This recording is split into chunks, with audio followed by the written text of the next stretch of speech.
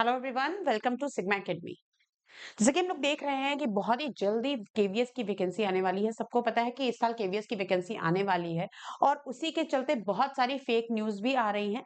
अभी अभी केवीएस की ऑफिशियल वेबसाइट में नोटिफिकेशन के थ्रू बताया गया कि जो भी अभी फेक न्यूज आई थी वो बिल्कुल गलत है, टायर 3 वाली। तो ये फेक न्यूज आई है, लेकिन हम आज फेक न्यूज पे बात करने नहीं जा रहे हैं। आज हम बात करने जा रहे हैं कि अगर केवीएस का एग्जाम होता है तो हमारी इसमें कितनी तैयारी है, और तैयारी करने के लिए हमें सिलेबस से रूबरू होना चाहिए कि हमारा सिलेबस क्या है, हमारा एग्जाम पैटर्न क्या है, कितने नंबर के क्वेश्चंस आते हैं, कैसे उसमें हम लोग सब्जेक्ट्स लेते हैं। ये सारी जानकारी, यही सारी इंफॉर्मेशन आज इस आपको सेशन में मिलने वाली है। तो अभी तक अगर हमारे चैनल को सब्सक्राइब नहीं किया है तो फटाफट से जाकर चैनल को सब्सक्राइब कर लें। तो आज हम बात करने वाले हैं केवीएस के, जिसमें हम बात करेंगे एग्जाम पैटर्न, सिलेबस, क्वालिफिकेशन और कैसे इसका सिलेक्शन प्रोसेस होता है। अगर बात करते हैं हम यहाँ पर कि केवीएस केंद्रीय विद्यालय संगठन, ये एक सेंट्रल लेवल की जॉब है। मतलब अगर इसमें वैकेंसी आती है तो आपके इंडिया में कहीं पर भी आप हो और आपने सीटेट का एग्जाम क्वालिफाई किया हो तो आप इस एग्जाम को, आप इस फॉर्म को भर सकते हैं और आपको कहीं भी आपको टीचिंग के लिए हायर किया जा सकता है ऑल ओवर इंडिया में। सबसे पहले बात तो हो गई सेंट्रल लेवल की। अगर हम बात करें पीआरटी, टीजीटी, पीजीटी के लिए, अगर हम इसमें बात करें वैकेंसी किस किस लेवल पे निकलती है, तो केवीएस पे जो वैकेंसी निकलती है वो पीआरटी लेवल पे निकलती है, पीजीटी लेवल पे निकलती है, टीजीटी लेवल पे निकलती है और स्पेशल एजुकेटर के लिए भी वैकेंसी इसमें निकलती है। पीआरटी के लिए तो आपको पता है कि सारे ही सब्जेक्ट के लिए वैकेंसी होती है उसमें। बट अगर हम बात करें टीजीटी और पीजीटी की, तो पीजीटी में सारे ही सब्जेक्ट्स के लिए वैकेंसी निकलती है एक्सेप्ट आपका पॉलिटिकल साइंस। पॉलिटिकल साइंस के लिए जो है आपकी ऐसी वैकेंसी नहीं निकलती है कि आपकी गवर्नमेंट के थ्रू वैकेंसी आ रही हो, गवर्नमेंट आपको पोस्ट पे इस पे पॉलिटिकल साइंस वाले को हायर किया जाए। ऐसी वैकेंसी अभी तक तो नहीं देखी गई है। आगे का अभी देखना है कि आगे क्या इस पे चेंज हो सकता है। तो पीजीटी में हमारा क्या है कि हर एक सब्जेक्ट के लिए वैकेंसी निकलती है एक्सेप्ट पॉलिटिकल साइंस।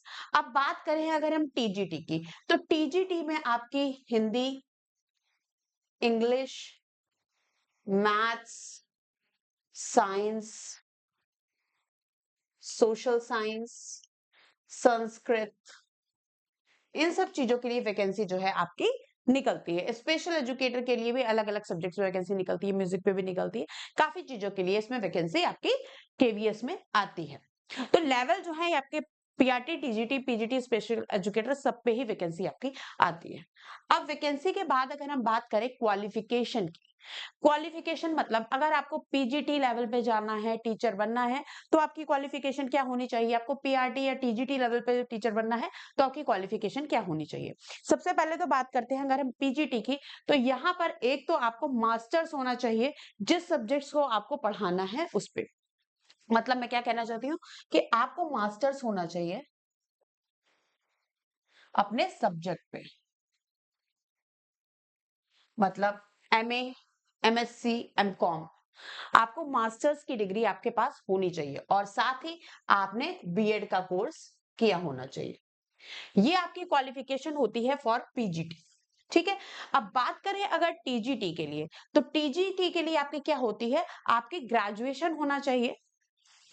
टीजीटी के लिए आपका ग्रेजुएशन होना चाहिए, इसके साथ आपको बीएड करा होना चाहिए और आपको सीटेट का जो पेपर 2 है वो क्वालिफाई होना चाहिए।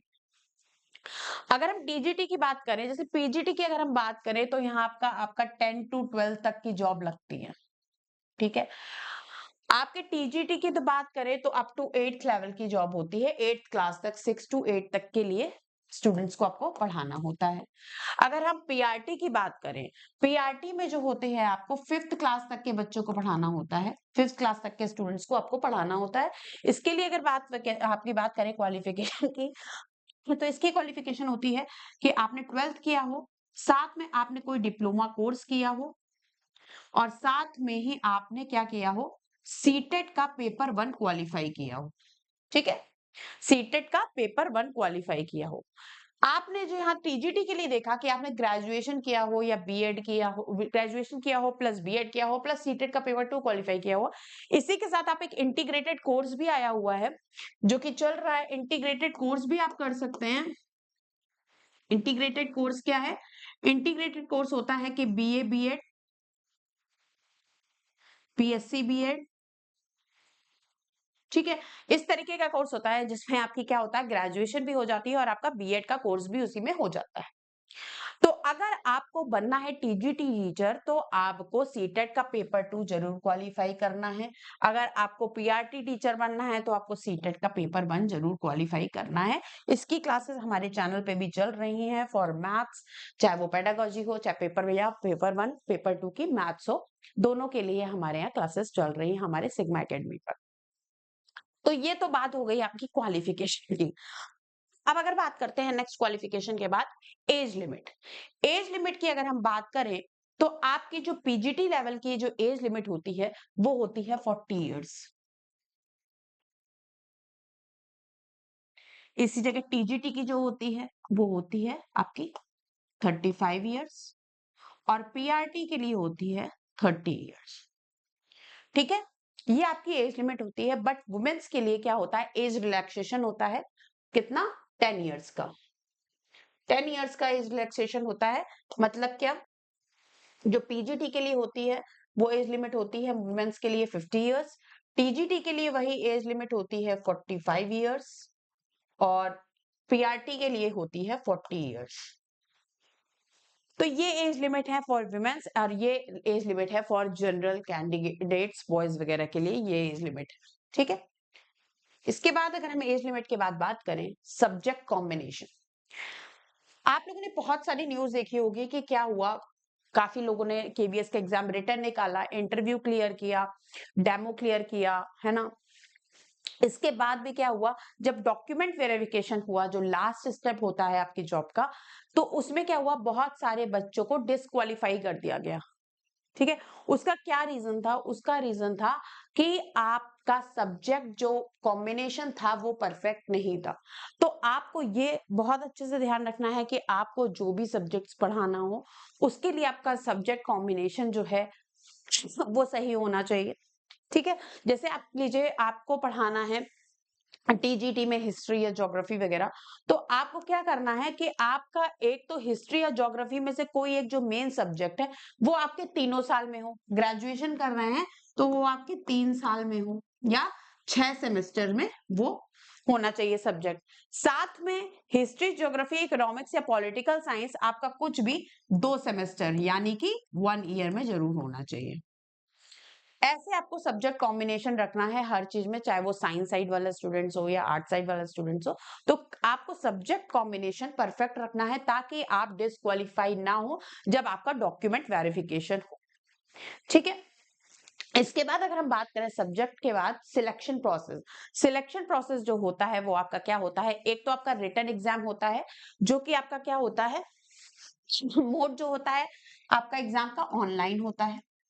ठीक है, आपके मार्क्स जो होते हैं 180 मार्क्स का क्वेश्चन पेपर होता है और क्वेश्चन भी आपके कितने हैं, 180 होते हैं। नॉन नेगेटिव मार्किंग, कोई नेगेटिव मार्किंग इसमें नहीं होती है। तो आप सारे क्वेश्चन आपने अटेम्प्ट कर सकते हैं, कोई भी नेगेटिव मार्किंग इसमें नहीं होती है। इसके बाद करें एग्जाम की अगर, तो रिटन एग्जाम जो होता है वो 70% आपका इस पे डिपेंड करता है और 30% आपका इंटरव्यू पर और डेमो पर डिपेंड करता है। साथ में आपका होता है डॉक्यूमेंट वेरिफिकेशन, जो कि मैंने बताया कि इसमें आपके डॉक्यूमेंट्स वेरीफाई करे जाते हैं कि आपने ट्वेल्थ 10th और आपने ग्रेजुएशन पोस्ट ग्रेजुएशन की जो भी मार्कशीट्स लगाई हैं वो सही है या नहीं है। और जैसे कि मैंने इससे पहले आपको बताया कि सब्जेक्ट आपका जो है कॉम्बिनेशन वो सही है कि नहीं है, वो सारी चीजें इसमें चेक की जाती हैं। तो इससे बिल्कुल भी बाहर नहीं होते हैं बच्चे, बहुत ही कम चांसेस होते हैं अगर आपने कोई चीज ऐसी या तो गलत लगा दी है या तो आपने सब्जेक्ट कॉम्बिनेशन सही नहीं रखा है। बस वही केस है जिसमें आप इससे बाहर हो सकते हैं, वरना अगर आपने ये दोनों स्टेप्स क्वालिफाई कर लिए हैं तो आपको टीचर बनने से कोई नहीं रोक सकता केवीएस में। ठीक है, सिलेक्शन प्रोसेस के बाद बात करते हैं एग्जाम पैटर्न की। एग्जाम पैटर्न की अगर बात करें तो इसमें 4 पार्ट में पेपर्स होते हैं, part 1, part 2, part 3 and part 4।